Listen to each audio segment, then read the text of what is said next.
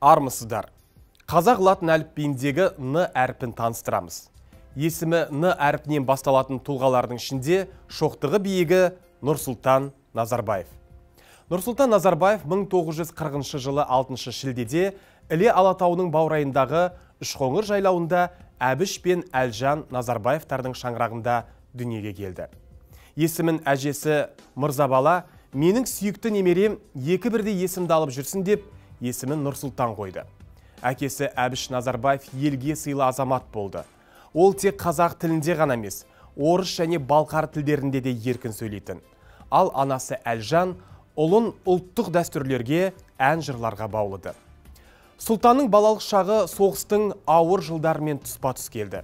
Соған қарамастан білім қуып, үнемі ізденісте жүрді. Мектепте ең үздік оқушылардың бірі болып қана қоймай, үй шаруасына да, спортқа да бейім болды.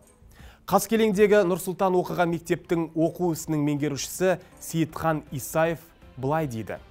Ол ең үлгілі оқушы болды. Сабақты ұйып тыңдайды. Оқу бағдарламасынан тыс сұрақтарға да жауап береді. Мұғалімнің әр сөзіне мән береді. Кітаптан бас көтермейтін, үнемі оқып отыратын. Мектепті бітіріп 18-ге келген уақытта металлург болуға бел буады. Сол кезде Теміртаудағы металлургия комбинатының құрылысына комсомолдарды жинап жатқанын естиді. Ойланбастан Теміртауға келеді. Содан Украинаға Днепродзержинск қаласындағы Днепр металлургия комбинаты жанындағы кәсіптік техникалық училищеге түседі. Училищені үздік тәмамдаған ол қолына домна пешінің 8-ші разрядты 2-ші гарновойы куәлігін алып елге оралады. 1960 жылы Қазақстан мен Орталық Азиядағы алғашқы домна пеші іске қосылады. Қазақстанның магниткасы Қарағанды металлургия зауытында жұмыс істеп жүріп, алғырлығымен, табандылығымен көзге түседі. Кейіннен Қарағанды политехникалық институтын инженер-металлург мамандығы бойынша бітіріп шығады. Қарағандыдан басталған еңбек жолы Нұрсұлтан Назарбаевты биік белестерге көтереді. Жауапкершілік жүгін қайыспай арқалай білген ол, Қарағанды металлургия комбинатының партия комитетінің хатшысынан Қарағанды облыстық партия комитетінің хатшысы, одан соң екінші хатшысы деңгейіне көтеріледі. Кейіннен 1979 жылы Алматыға келіп, Қазақстан Компартиясы орталық комитетінің хатшысы болды. 1984 жылы 44 жасында Қазақ КСР министрлер кеңесінің төрағасы болып тағайындалды. Қазақ КСР Компартиясының орталық комитеті 1989 жылғы 22 маусымда бірінші хатшы лауазымына Нұрсұлтан Назарбаевты сайлады. 1991 жылғы 1 желтоқсанда республика президентінің алғашқы бүкіл халықтық сайлау өтіп, оның барысында Назарбаев сайлаушыларының толық қолдауына ие болды. Сол жылдан бастап елдің тізгінін ұстаған Нұрсұлтан Әбішұлы тәуелсіз Қазақстанды жаңа биік белестерге көтерді. Жас мемлекетті әлем мойындай бастады. Тұңғыш президенттің әлем алдында халықаралық беделі артып, әлемдік саясаткерлер мен ғалымдар тарапынан қызығушылық жоғарылай бастады. Тәуелсіз Қазақстанның даму жолы Нұрсұлтан Назарбаевпен біте қайнасып жатыр. Шекарамыз бекітіліп, ұлттық валютамыз төл теңге айналымға енді.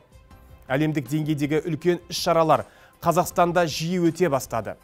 Еліміздегі татулық пен ынтымақтың бірегей үлгісін жаһан жұртшылығы зерделеп, қазақстандық жол немесе Назарбаев моделі деген баға берді. Назарбаевтың бастамасымен елімізде әлемдік және дәстүрлі діндер съезі өтті.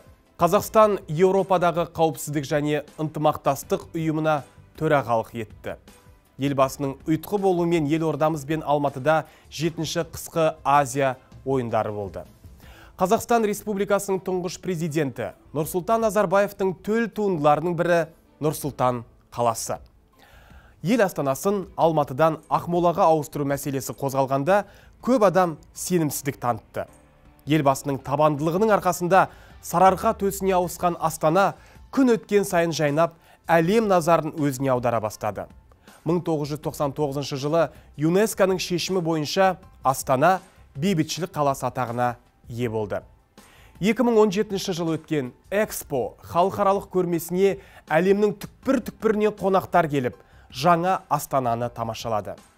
Әрине, бір бағдарламаның ішінде Қазақстанның тұңғыш президенті елбасының атқарған еңбегін толық айтып шығу мүмкін емес. Бүгінгі бағдарламамыз Н әрпіне арналғандықтан тек маңыздыларына ғана тоқталдық. Осымен біздің бүгінгі бағдарламамыз аяқталды. Келесі хабарымызда қазақ латын әліпбиіндегі басқа да әріптер туралы айтамыз.